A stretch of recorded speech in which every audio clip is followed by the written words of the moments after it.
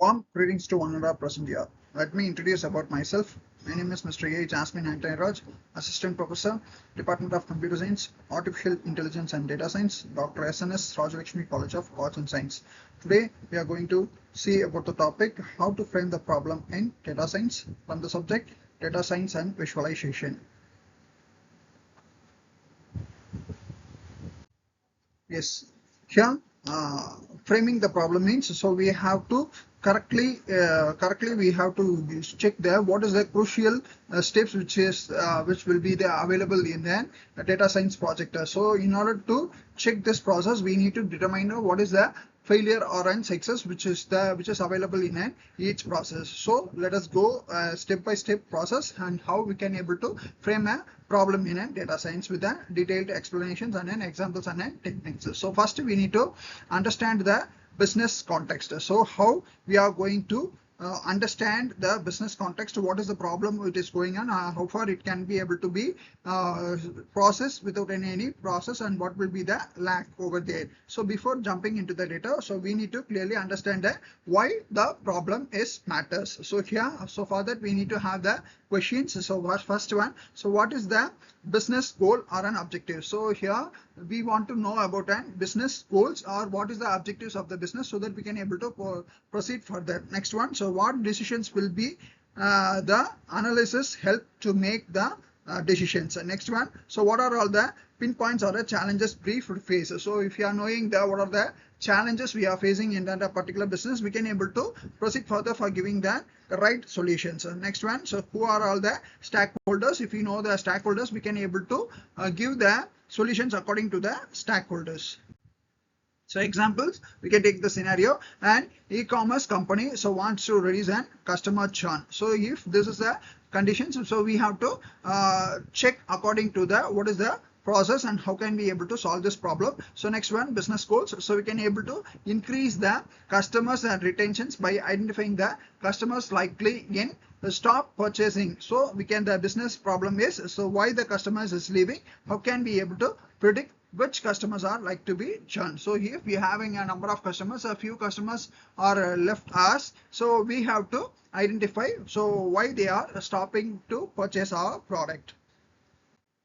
Next one, so we have to define the problem statement clearly. So here first one, we have to convert the business process problem into a data science problem, so that can be addressed using a data and algorithm. So with the available data, so we have to identify so why the customers is facing a problem, how can we able to use to address the data and an algorithm. So for that we can able to follow the key steps. So we have to identify so what need to be predicted or an optimizer. So what is the problem we have to be predicted, or we have to optimize the particular problem. We have to define the target variables, that is an dependent variables we have to define. Next one, we have to specify the scope and limitations of the particular problem. Next, we have to ensure the problem is measurable or not.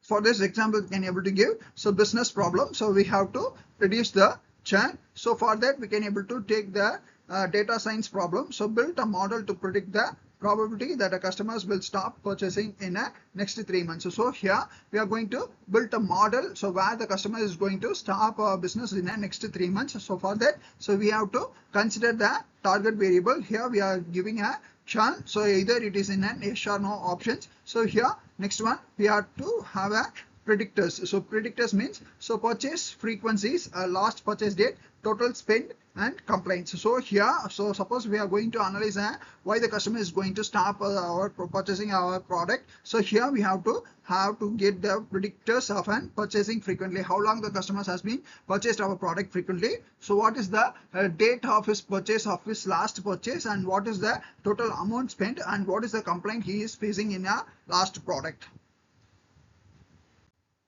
So here we can able to translate to an analytical problem. So here we are already having a problem analysis upon customers. For that we have given a translations of an analytical problem. So in that we can able to have a classifications and regressions and clustering, anomaly detections, and then recommendations, and then time series forecasting. So here, if we want to know about classifications, we have to predict a category or a class. So that will be the examples of a give a customer churn either yes or no. So here regressions means we have to predict a continuous value, predicting and future sales amount. So what will be the amount in and futures for his and purchase. So next one, clustering means grouping and similar items, that is group of customers based on his purchasing pattern. Anomaly means anomaly detections means so finding an unusual patterns. So here unusual patterns means we have to detect an fraudulent transactions has been an carry forward during those purchases. Next one, in recommendations, so we have to suggest items based on behaviors. So we have to suggest movies or a product to the users. So next one, so we have to consider the time series forecastings, that is predicting a futures values over time. So what will be the values in a future time we have to consider. Next one, we have to check the forecast monthly sales.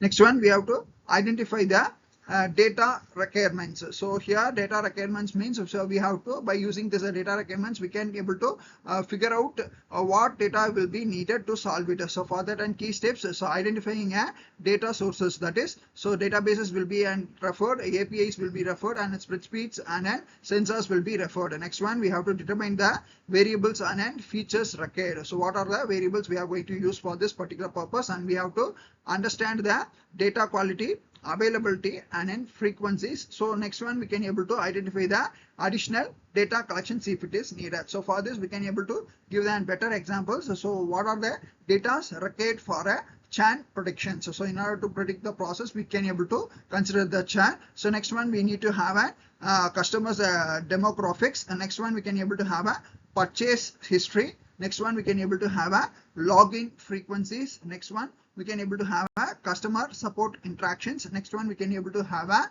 payment methods. So by having this information, so we can able to identify the what are the data requirements can be able to identified from the customer's side.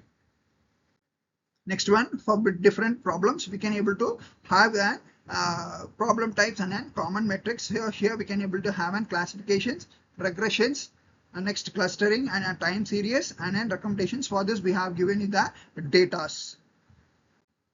So for this, we can able to have a better understanding. We can able to have an examples. So if the goal is identified churned customers, and next one, so we can able to have a metrics of an recalling to ensure that most churns are detected. Next one, so secondary metrics, the precisions will be there. So to minimize the false alarm, we can able to use this and secondary metrics. Next one, considering constraints and assumptions. So how can we able to consider the constraints and assumptions? So for in every data science problems, there will be a practical constraints that affects an implementation. So first one, common constraints. So we can able to have a data privacy or availability. Next one, we can able to have an computational resources, time or budget limitations, interpretability requirements, or real-time versus a batch predictions needs. So here for examples, we can able to have a model must run in a real time during a customer checkout. It should explain why a customer might churn. So interpretability is important. Next one, we can able to have a reframe and validate the problem. So here we can able to have once we have defined the problem, we can able to discuss with the stakeholders, and then we have to validate it. We have to check whether the given information is working or not, or what is the is it the information given information is right. So for that and key answers, we have to verify that the problem are aligned with the business goals. So the problem should be aligned with the what is our goal of our business. That is the most important. Next one, we have to rephrase in both a business and a data science language. Next, we have to ensure the question is answerable, actionable or not. Example, so take for example, so business framing. So we want to reduce the customer churn by identifying a risk customers early. So by having, we can able to having a successful business, so we can able to have a different types of customers. So here first itself we have to identify the risk customers early. So next one, so for that, so data science framing, so we will predict and churn probability using a historical purchase and engagement data. So example, summary for an problem framing a template. So here we can able to have a steps and an examples. So first one, so if you considering a business goal, so we can able to reduce a churn, increase retentions. So next one, so business problem, we can identify the customers likely who is going to leave us. So next one, we can analytical type. So it is in classifications one. So next one, target variables, churn, it will be the options of an yes or no. Next one, data needed, customer demographics, purchase compliance. Next one, metrics means we can able to recall or an F1 scores can be able to analyze. Next one, constraints. So model must be predictable and deployable in real time. Let me thank one and all for giving me this golden opportunity. Let us meet in another sessions. Thank you.